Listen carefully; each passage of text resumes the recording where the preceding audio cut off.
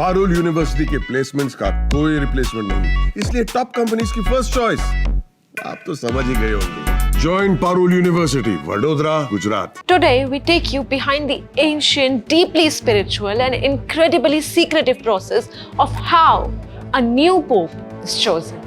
Now, the pope is not just the leader of the Roman Catholic Church, a role followed by more than 1.2 billion Catholics worldwide. He is also the head of the state of Vatican City, the smallest country in the world, nestled in the heart of Rome. But have you ever wondered what actually happens when a pope dies? How is the next leader chosen, and what power does this figure truly hold? Well, today we will unpack it all for you step by step. Let's start at the very beginning with the moment a pope passes away. When that happens, a special person called the Camerlengo. He is like the Vatican's top administrator, and he is responsible for officially confirming the Pope's death. Now, traditionally, this is done in a very unique way. The Camerlengo calls out Pope's name 3 times. If there is no response, some sources say he even taps the Pope's head gently with a silver hammer. Although nowadays, doctors typically confirm the death. Once the death is confirmed, the Camerlengo removes one of the most important symbols of the Pope's authority, the ring of the fisherman. It's a gold ring with an image of Saint Peter fishing. This ring is destroyed along with the papal seal, so no one can misuse them. The Pope's private apartments are then sealed off. Meanwhile, the Pope's body lies in repose. That means on display for prayers for 9 days. And during this time, funeral rites and masses are held by the Cardinals. The Pope is eventually buried in St. Peter's Basilica, where St. Peter, the first Pope, is also buried. Now, let's get to the main part, how the new Pope is chosen. This is done through a very old and mysterious ceremony called the conclave. It literally means with a key, because once the process starts, the cardinals are locked away until they make a decision, until they choose a pope. Only one group of people can vote in the conclave. They are called the College of Cardinals. These are the senior officials of the church, most of them bishops and archbishops from different parts of the world. But only those under the age of 80 can vote to choose the new pope. They all travel to Rome and begin with a special mass at St. Peter's Basilica. Later, they walk. Yes, they walk to the Sistine Chapel.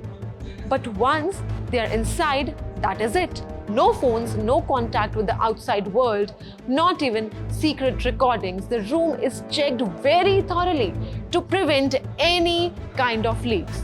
The secrecy is so strict, if any cardinal leaks information, they could be excommunicated, meaning thrown out of the church.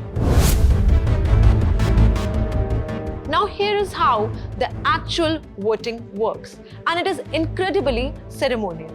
Each cardinal gets a piece of paper.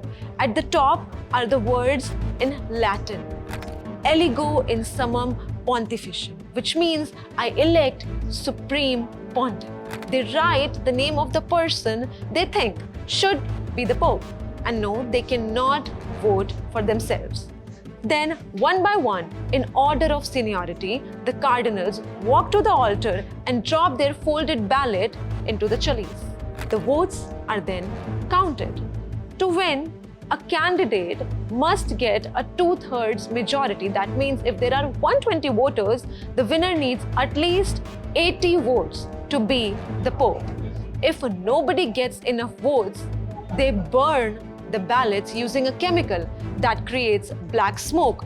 This is the signal to the whole world that there's no pope yet. They can vote up to 4 times a day, 2 in the morning and 2 times in the evening with a break in between. But here's the twist. when a candidate finally does get that 2/3 majority, something magical happens. The ballots are burned again, this time producing white smoke. The white smoke is the sign to the world has been waiting for. We have a new pope. Around 30 to 60 minutes after that, white smoke appears. A senior cardinal, usually the one who is not elected pope, walks out onto the famous balcony above St. Peter's Square and says the words, "We have a pope." Then the new pope steps out to greet the world for the very first time. He gives a short speech and offers a blessing. Later, he is officially inaugurated in a very grand ceremony in St. Peter's Basilica. Now, let's talk about what the Pope actually does and what powers does the Pope hold. He holds several titles: Bishop of Rome, Vicar of Christ, Supreme Pontiff, Papa, and more. But in simple terms, he is the spiritual leader of the world's largest Christian church. He shapes the teachings and the rules of Catholicism, called church doctrine, and his voice carries immense weight on global matters like peace, poverty, and morality. He's also the head of the State of Vatican City, a tiny but powerful nation in the heart of Rome. Even political leaders, presidents, and royalty often visit the Pope because of the global influence he has, not just on religious matters, but on diplomacy, human rights, and social justice as well. And while the Pope is a spiritual leader, he is also a symbol of unity for billions of Catholics across continents and cultures. The legacy of any Pope lasts much, much longer than his lifetime.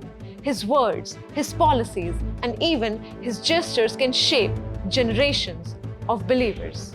And for Catholics around the world, watching the election of a new Pope is more than just history. It's a spiritual moment of hope and new beginnings. So, the next time you see white smoke rise from Vatican's chimney, you will know exactly what it means and all the tradition, secrecy, and ceremony behind it. From ancient rituals to modern-day influence, the process of choosing a pope is truly one of the most sacred and powerful events in the whole wide world.